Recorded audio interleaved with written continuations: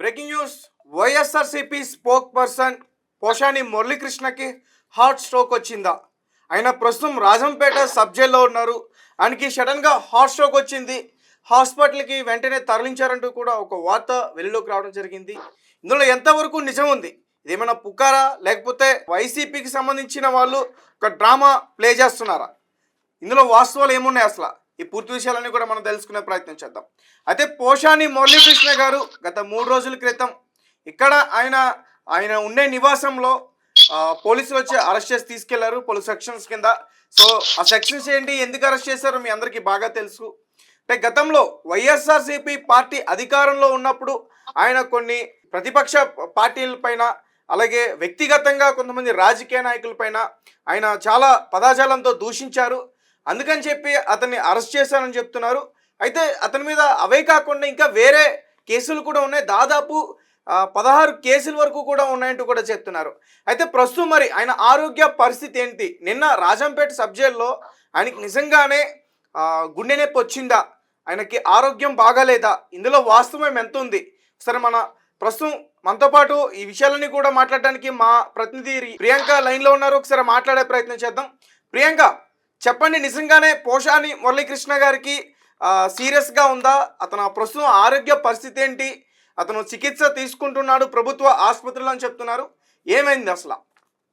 Right. Teja, పూర్తి వివరాలు తెలియజేసే ప్రయత్నం చేస్తాను. అయితే కృష్ణమురళిని అన్నమయ్య జిల్లా రైల్వే కోడూరు మెజిస్ట్రేట్ దగ్గర 14 రోజులు రిమాండ్ కి అయితే విధించిన విషయం అందరికీ తెలిసిందే. ఇందుకు గాను ఆయనని అరెస్ట్ చేస్తున్నప్పుడే ఆయన కానీ ఆయన భార్య కానీ కొన్ని వీడియోస్ లో మనం చూసాం, ఆయన ఒంట్లో బాగాలేదని తిని మాత్రలు వేసుకొని బయలుదేరుతారు అని చెప్పేసి కూడా ఆడ రిక్వెస్ట్ చేయడం మనం చూస్తూనే ఉన్నాం ఆ వీడియోస్ లో. అదే విధంగా జైల్ కి వెళ్ళిన తర్వాత కూడా పదే పదే పోసాని ఒంట్లో లేదని, నేను వెళ్ళిపోతానని, నేను రాజకీయ సన్యాసం తీసుకున్నాను, నేను ఇక మీదటి ఇలాంటి మాటలు ఏవి మాట్లాడను అని బతిమలాడిన సందర్భాలు కూడా ఉన్నాయి అని చెప్పేసి యా. సో అయితే ఇప్పుడు ఇదేంటంటే గనక ఇదంతా కూడా ఆయన గత కొన్ని రోజులుగా ఆయన చేసిన పనులకే ఇదంతా ఆయన అనుభవిస్తున్నారని చెప్పుకోవచ్చు. నంది అవార్డు అంటే చాలా ప్రెస్టీజియస్ అవార్డు. ఆ నందిని కూడా ఆయన తిరస్కరిస్తూ అనకూడని మాటలు అనటం కానీ, లేకపోతే ఇటు పవన్ కళ్యాణ్ ఫ్యామిలీనే కానీ, లేకపోతే వైఎస్ఆర్సీపీలో జగన్ గారి చెల్లెల్ని కానీ, వాళ్ళ అమ్మగారిని కూడా ఇష్టం వచ్చినట్టు మాట్లాడడం, వావి వరుసలు లేకుండా ఎట్లాంటి పదజాలం అంటే అట్లాంటి పదజాలం ఉపయోగించి ఆయన మాట్లాడడం. దాని తర్వాత కొన్ని రోజులకి రియలైజ్ అయ్యారా, మరి నిజంగానే ఆయన రాజకీయ సన్యాసం తీసుకున్నారా అనేది చెప్పలేం, కానీ భయపడ్డారు అని అనేసి అయితే అంటున్నారు. ఇప్పుడు అదే విధంగా హాస్పిటల్ కి తీసుకెళ్ళండి, నాకు ఒంట్లో బాగాలేదు, నేను వెళ్ళిపోతాను, నాకు మీరు రిలీజ్ చేసేయండి, నేను ఏ తప్పు చేయలేదు అని చెప్పేసి ఆయన బతిమలాడుతున్నారు. అయితే హార్ట్ స్ట్రోక్ అని అన్నారు, కానీ హార్ట్ స్ట్రోక్ అయితే ఏం రాలేదు. హార్ట్ కి సంబంధించి ఆయన కొంచెం టెన్షన్ పడుతూ ఉన్నారు కాబట్టి బీపీ ఫ్లక్చుయేషన్స్ ఉండడం కానీ, లేకపోతే కనుక ఆయన నేను పదే పదే తప్పు చేయలేదు, నాకు అనారోగ్యంగా ఉంది అని మెంటల్ గా కూడా ఆయన ఫిక్స్ అయిపోయారు. ఇదంతా దేనికంటే ఆయన బయటికి రావడం గురించి అని చెప్పేసి. సో ప్రస్తుతం అయితే ఆయన ఆరోగ్యం నిలకడగానే ఉంది అని చెప్పుకోవచ్చు. ఛాతిలో నొప్పి వస్తుంది, అందుకనే హుటాహుటిన ఆసుపత్రికి తరలించారు చికిత్స అందించడానికి అంటూ కూడా ఒక మీడియాలో ఒక వార్త అయితే వచ్చింది. అయితే ఇది వాస్తవం కాదనుకోవచ్చా ప్రియాంక? ఛాతిలో నొప్పి అని అంటే గనక ఆయనకు ముందు నుంచి కూడా కొంచెం హెల్త్ ఇష్యూస్ ఉన్నాయి, కానీ అది ఎగ్జాక్ట్లీ ఏంటి అనేది ఇప్పటి వరకు మనకి తెలియదు తేజ. ఛాతిలో నొప్పితో హాస్పిటల్ కి తీసుకెళ్తున్నారు, అంబులెన్స్ వచ్చింది జైల్ కి అని అనేసి అయితే తెలుస్తున్న వార్తలు, కానీ తీవ్రమైన అనారోగ్యం అయితే ఏది లేదు. ప్రస్తుతం నిలకడగానే ఉన్నారు Teja. Okay, right Priyanka, thank you. Right. So మొత్తానికి పోషాని మురళీకృష్ణకి 14 రోజులు రిమాండ్ అయితే విధించారు. అయితే మార్చి 13వ తేదీ వరకు కూడా ఆయన జైల్లో ఉండాల్సిన అవసరం అయితే ఉంది. అయితే ఇప్పటి వరకు ఆయన పైన పెట్టిన సెక్షన్స్ ప్రకారం, అంటే ఒక సెక్షన్లో ఆయనకు బెయిల్ వచ్చే అవకాశం ఉన్నా కానీ మరొక సెక్షన్ కింద బెయిల్ రాకుండా వెంటనే మళ్ళీ కేసు నమోదు చేసేలా ప్లాన్ చేశారంటూ కూడా పోషాని వైపున్న పొన్నవాళ్ళు సుధాకర్ రెడ్డి, ఇతని గురించి ప్రత్యేకంగా చెప్పక్కర్లేదు. ఇతను వైఎస్ఆర్సీపీ పార్టీకి సంబంధించిన వ్యక్తి, అడ్వకేట్ ఇతను. సో ఆ పార్టీలో ఎవరికి ఎటువంటి కేసులు వచ్చినా ఇతను ముందుండి నడిపిస్తాడు. ఆ కేసుల విషయాలన్నీ కూడా ఇతను వాదిస్తాడు వాళ్ళ వైపు నుండి.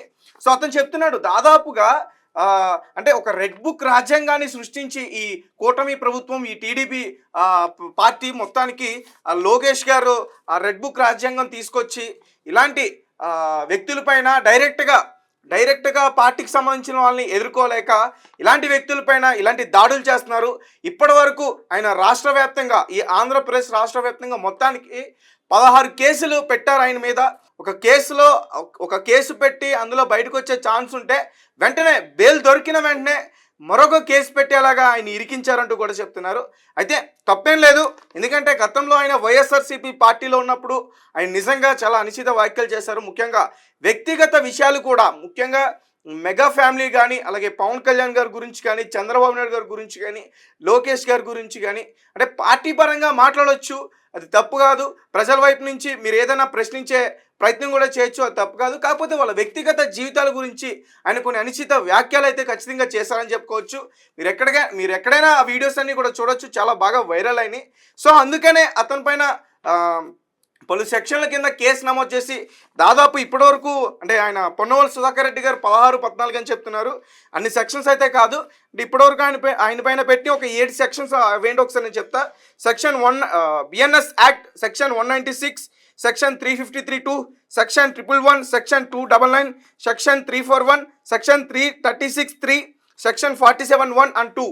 సో అంటే దాదాపు ఇప్పటివరకు కూడా 7 సెక్షన్ల కింద కేసు నమోదు చేసి అతను అయితే అరెస్ట్ చేయడం జరిగింది. అంటే ఈ సెక్షన్స్ అన్ని చూస్తుంటే నిజంగా ఒక దేశ ద్రోహికి కూడా అన్ని సెక్షన్స్ ఉండవు, అన్ని సెక్షన్స్ ఇతని మీద ఉన్నాయి. ముఖ్యంగా ఫార్జరీకి సంబంధించిన ఒక సెక్షన్ కూడా పెట్టారు. మరి ఇతను ఏం చేశాడు ఏంటి అనేది త్వరలో మనందరికీ బయటికి ఒక రిపోర్ట్ వచ్చే అవకాశం ఉంది. అలాగే రేపు, అంటే ఇప్పుడు ఆయనకి ఛాతిలో నొప్పి అని చెప్పేసి చెప్తున్నారు. సాధారణంగా అంటే కొంచెం గ్యాస్ ఎక్కువ ఉంటే ఇలాంటి ఛాతిలో నొప్పి రావడం, టైంకి భోజనం చేయకపోతే ఛాతిలో నొప్పి రావడం ఎక్కువగా వస్తూ ఉంటే మనందరికీ తెలుసు, చాలామంది డాక్టర్స్ కూడా చెప్తూ ఉంటారు.